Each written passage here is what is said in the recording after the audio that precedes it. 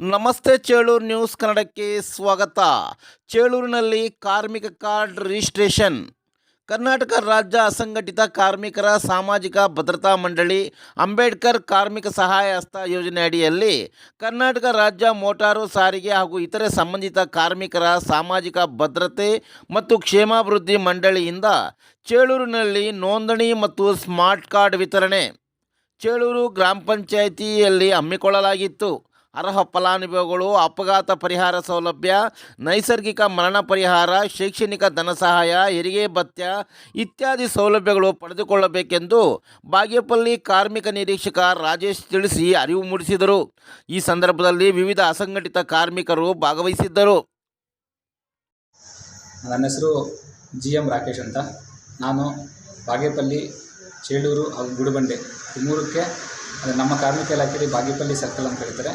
ಈ ಸರ್ಕಲ್ಗೆ ನಾನು ಕಾರ್ಮಿಕ ನಿರೀಕ್ಷಕನಾಗಿ ಕೆಲಸ ಮಾಡ್ತಿದ್ದೀನಿ, ಲೇಬರ್ ಇನ್ಸ್ಪೆಕ್ಟರ್ ಆಗಿ.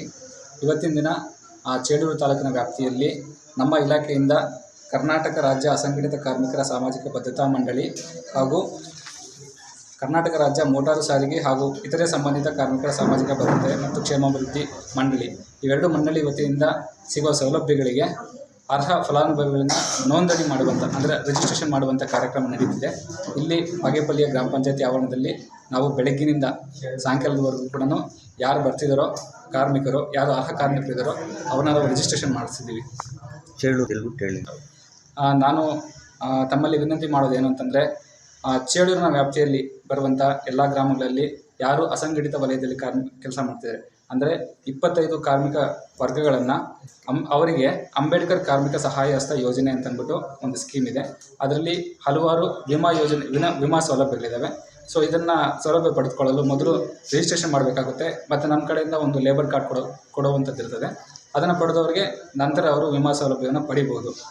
ಈ ಒಂದು ಅಂಬೇಡ್ಕರ್ ಕಾರ್ಮಿಕ ಸಹಾಯ ಹಸ್ತ ಯೋಜನೆ ಮತ್ತು ಮೋಟಾರ್ ಸಾರಿಗೆ ವಾಹನದಲ್ಲಿ ಮೋಟಾರ್ ಸಾರಿಗೆ ಆ ಒಂದು ವಲಯದಲ್ಲಿ ಯಾರು ಕೆಲಸ ಮಾಡ್ತಿರ್ತಾರೋ ಆ ಒಂದು ಕಾರ್ಮಿಕರು ಕೂಡ ಅವರು ಕೂಡ ವಿಮಾ ಸೌಲಭ್ಯ ಇದೆ ಮತ್ತು ಅವರ ಮಕ್ಕಳಿಗೆ ಸ್ಕಾಲರ್ಶಿಪ್ ಸೌಲಭ್ಯ ಇದೆ. ಸೊ ಈ ಒಂದು ಸೌಲಭ್ಯಗಳನ್ನು ಪಡ್ಕೊಳ್ಳೋದಕ್ಕೆ ಮೊದಲು ಅವರು ರಿಜಿಸ್ಟ್ರೇಷನ್ ಮಾಡಬೇಕಾಗುತ್ತೆ. ಆದ್ದರಿಂದ ಯಾರು ಪಡ್ಕೋಬೋದು ಈ ಸೌಲಭ್ಯಗಳು? ಮೋಟಾರ್ ಸಾರಿಗೆ ವಾಹನ ಆ ಒಂದು ಸ್ಕೀಮಲ್ಲಿ ಕೆಲಸ ಮಾಡೋರು ಯಾರು ಡ್ರೈವರ್ಸ್ ಇದ್ದಾರೆ, ಕಂಡಕ್ಟರ್ಸ್ ಇದ್ದಾರೆ, ಅವರಿಗೆ ಡ್ರೈವರ್ಸ್ ಆದರೆ DL ಇರಬೇಕಾಗುತ್ತೆ, ಬ್ಯಾಡ್ಜ್ ಇರಬೇಕಾಗುತ್ತೆ. ಕಂಡಕ್ಟರ್ಸ್ಗೆ ಕಂಡಕ್ಟರ್ಸ್ ಇರಬೇಕಾಗುತ್ತೆ, ಕ್ಲೀನರ್ಸ್ ಇರ್ತಾರೆ, ಮತ್ತು ಡಿಪೋ ಅಲ್ಲಿ ಕೆಲಸ ಮಾಡೋರು ಇರ್ತಾರೆ ಕೆಲವೊಂದು ಜನ, ಮತ್ತು ಟೈರು ಅಲೈನ್ ಮಾಡೋರು ಇರ್ತಾರೆ, ಗ್ಯಾರೇಜ್ಗಳಲ್ಲಿ ಕೆಲಸ ಮಾಡೋರು ಇರ್ತಾರೆ. ಈ ರೀತಿ ವಿಧವಾದ ಕಾರ್ಮಿಕರು ಅಂದರೆ ಮೋಟಾರು ಸಾರಿಗೆ ವಾಹನ ಆ ಒಂದು ಸಂಬಂಧಪಟ್ಟಂಗೆ ಯಾರ್ಯಾರು ಬೇರೆ ಬೇರೆ ರೀತಿಯಲ್ಲಿ ಆ ಒಂದು ವಲಯದಲ್ಲಿ ಕೆಲಸ ಮಾಡ್ತಾರೋ ಅವರೆಲ್ಲರೂ ಕೂಡ ಈ ಒಂದು ಮೋಟಾರು ಸಾರಿಗೆ ವಾಹನ ಕಾರ್ಮಿಕರ ಕಲ್ಯಾಣ ಮಂಡಳಿ ಇದೆ. ಆ ಮಂಡಳಿಯಿಂದ ಹಲವಾರು ಸೌಲಭ್ಯಗಳನ್ನು ಕೊಡ್ತಾ ಇದ್ದಾರೆ. ಸೊ ಈಗ ಪ್ರಥಮವಾಗಿ ಮೊದಲು ಅವರು ರಿಜಿಸ್ಟ್ರೇಷನ್ ಮಾಡಿಸ್ಕೊಬೇಕಾಗುತ್ತೆ. ಎಷ್ಟು ದಿನ ಇರ್ತೀರ ಇಲ್ಲಿ? ಇವತ್ತು ಇದನ್ನು ನಾವು ಅವರೇ ಕಾರ್ಮಿಕರೇ ನೇರವಾಗಿ ಒಂದು 2 ಮಂಡಳಿಯ ವೆಬ್ಸೈಟ್ ಇದ್ದಾವೆ. ಆ ವೆಬ್ಸೈಟಲ್ಲಿ ಲಿಂಕ್ನ ಮೂಲಕ, ಆನ್ಲೈನ್ ಲಿಂಕ್ನ ಮೂಲಕ ತಾವೇ ರಿಜಿಸ್ಟರ್ ಮಾಡ್ಕೊಬೋದು ಮೊದಲನೇದಾಗಿ. ಎರಡನೇದಾಗಿ ಅವ್ರಿಗೆ ಹತ್ತಿರದಲ್ಲಿರುವಂಥ ಸೈಬರ್ ಸೆಂಟರ್ಗೆ ಹೋಗ್ಬಿಟ್ಟು ಕೂಡ ಅವ್ರಿಗೂ ಅಗತ್ಯ ದಾಖಲೆಗಳೊಂದಿಗೆ ಅವರು ಕೂಡ ಅಲ್ಲಿ ರಿಜಿಸ್ಟರ್ ಮಾಡ್ಕೊಬೋದು. ಈಗ ಅರಿವು ಮೂಡಿಸಬೇಕು ಮತ್ತು ಇದ್ರ ಬಗ್ಗೆ ಪ್ರಚಾರ ಮಾಡಬೇಕು ಅಂತಂದ್ಬಿಟ್ಟು ನಾವು ಕಾರ್ಮಿಕ ಇಲಾಖೆಯಿಂದ ನಾವು ಒಂದು ಹೋಬಳಿ ಮಟ್ಟಕ್ಕೆ ಬಂದು ಅಲ್ಲಿಗೆ ಕೂತ್ಕೊಂಡು ಅವನ್ನೆಲ್ಲರಿಗೂ ಅವೇರ್ನೆಸ್ ಮೂಡಿಸಿ ಮೊದಲು ಮತ್ತು ಅವನ ಕಾರ್ಮಿಕನ ಕರೆಸ್ಬಿಟ್ಟು ನಾವೇ ಸ್ಪಾಟಲ್ಲಿ ರಿಜಿಸ್ಟ್ರೇಷನ್ ಮಾಡ್ತಿದ್ವಿ. ಥ್ಯಾಂಕ್ ಯು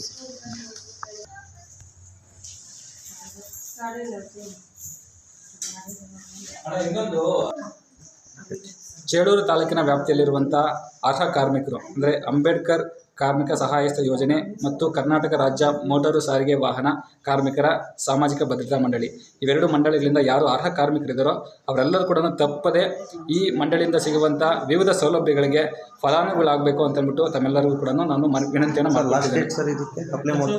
ಇದಕ್ಕೆ ಪ್ರಸ್ತುತ ಯಾವ ಒಂದು ಕೊನೆಯ ದಿನಾಂಕ ಅರ್ಜಿ ಸಲ್ಲಿಸಲಿಕ್ಕೆ ಕೊನೆಯ ದಿನಾಂಕ ಕೊಟ್ಟಿಲ್ಲ, ಸಲ್ಲಿಸಬಹುದಾಗಿದೆ ಈಗ ಅವರು. Thank you sir. ಓಕೆ.